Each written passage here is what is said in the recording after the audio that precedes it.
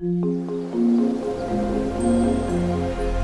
Friends, இன்றைக்கி நம்ம பார்க்க போகிற ரெசிபி சிக்கன் கராஹி. இது ஒரு பாகிஸ்தானி டிஷ். வாங்க இது எப்படி செய்கிறதுன்னு பார்ப்போம். முதல்ல கடாயில் ஒரு அரை கப் எண்ணெய் விட்டுக்கோங்க. இது கொஞ்சம் எண்ணெய் அதிகமாக தேவைப்படும். அதில் ஒரு 1.5 ஸ்பூன் உப்பு போட்டுக்கோங்க. இதில் எண்ணெயிலே உப்பு போட்டுடணும். இப்போ இதில் நான் 1 கிலோ சிக்கன் எடுத்திருக்கேன்.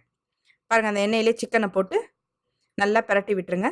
சிக்கன் ஓரளவு கலர் சேஞ்ச் ஆகணும், அந்த அளவு இதை பரட்டிடுங்க.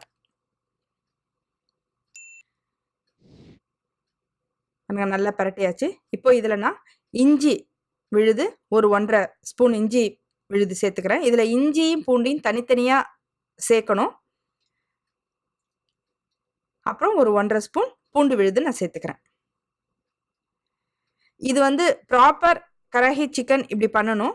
இல்லை நீங்கள் உங்களுக்கு தகுந்த மாதிரி இஞ்சி பூண்டு விழுது நான் என்கிட்ட ஒன்றா தான் இருக்குது அப்படின்னு சொன்னீங்கன்னா ஒரு 3 ஸ்பூன் சேர்த்துக்கோங்க.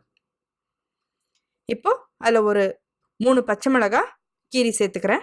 அதையும் போட்டு நல்லா கிளறிக்கோங்க. இது அப்பப்போ கிளறிக்கிட்டே இருக்கணும். சிக்கனை அந்த எண்ணெயிலேயே சிக்கன் கிளறிட்டே இருக்கணும். நம்ம ஒவ்வொரு இன்க்ரீடியண்ட்டையும் ஆட் பண்ணி கிளறணும். இப்போ பாருங்கள், தக்காளி நான் ஒரு 6 தக்காளியை இந்த மாதிரி அரிஞ்சு அப்படியே நான் சேர்த்துக்கிறேன். இதில் வெங்காயம்லாம் எதுவுமே கிடையாது.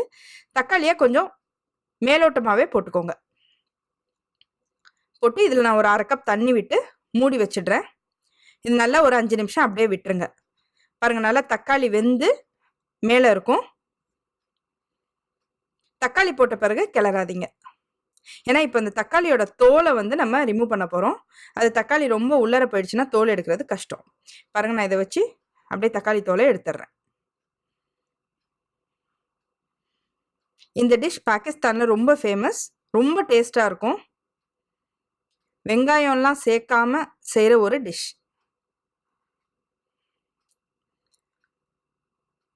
பாருங்க, அப்படியே எடுத்தீங்கன்னாவே தோல் தனியாக வந்துடும். இதுக்கு மோஸ்ட்லி பெங்களூர் தக்காளி யூஸ் பண்ணிக்கோங்க.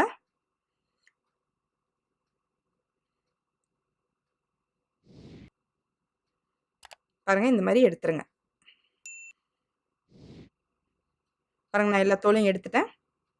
இப்போ இந்த தக்காளியை நல்லா மேஷ் பண்ணி விட்டுருங்க.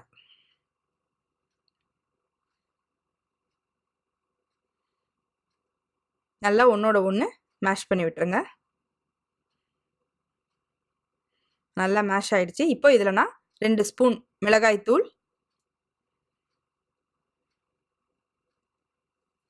2 ஸ்பூன் மல்லித்தூள்,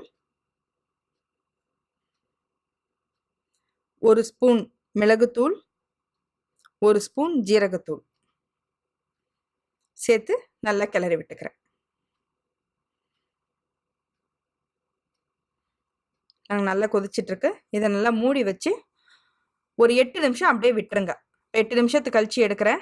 ஓரளவு கொஞ்சம் தண்ணி சுண்டி இருக்கும் பாருங்கள். இப்போ இந்த ஸ்டேஜில் ஒரு ஸ்பூன் கரம் மசாலா தூள் சேர்த்துக்கோங்க. சேர்த்து அதையும் நல்லா கிளறிக்கோங்க.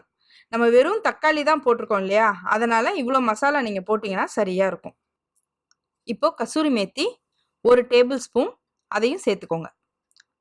சேர்த்து அதையும் நல்லா கிளறி விட்டுக்கோங்க. பாருங்கள், நல்லா தண்ணி சுண்டி வருது. பாருங்கள், எப்படி எண்ணெய் கக்கிட்டு எப்படி சுண்டி வந்திருக்கு பாருங்கள். இதை நல்லா கொதிக்க விட்டு உங்களுக்கு என்ன கன்சிஸ்டன்சிக்கு தேவையோ அந்த கன்சிஸ்டன்சி வரைக்கும் நீங்கள் நல்லா கொதிக்க விட்டுக்கலாம். ஓரளவு தண்ணி நல்லா சுண்ண பிறகு ஒரு 1/4 கப் தயிர் சேர்த்துக்கோங்க. கெட்டி தயிர் சேர்த்துக்கோங்க. இதில் சேர்த்து நல்லா கொதிக்க விடுங்க. இது நல்லா கொதித்து கொஞ்ச நேரத்துக்கெல்லாம் நல்லா திக்காக வந்துடும். உங்களுக்கு எவ்வளோ கன்சிஸ்டன்சி தேவையோ அந்த அளவுக்கு இதை பண்ணிக்கோங்க. உங்கள் கராஹி சிக்கன் ரெடி ஆகிடுச்சு. இதை நீங்களும் வீட்லேயும் செஞ்சு பாருங்கள், உங்களுக்கும் ரொம்ப பிடிக்கும். இந்த வீடியோ பிடிச்சிருந்ததுன்னா லைக் பண்ணுங்கள், ஷேர் பண்ணுங்கள், கமெண்ட் பண்ணுங்கள். நீங்கள் ஃபஸ்ட் டைம் பார்க்குறவங்களா இருந்தால் சப்ஸ்கிரைப் பண்ணுங்கள். தேங்க்யூ.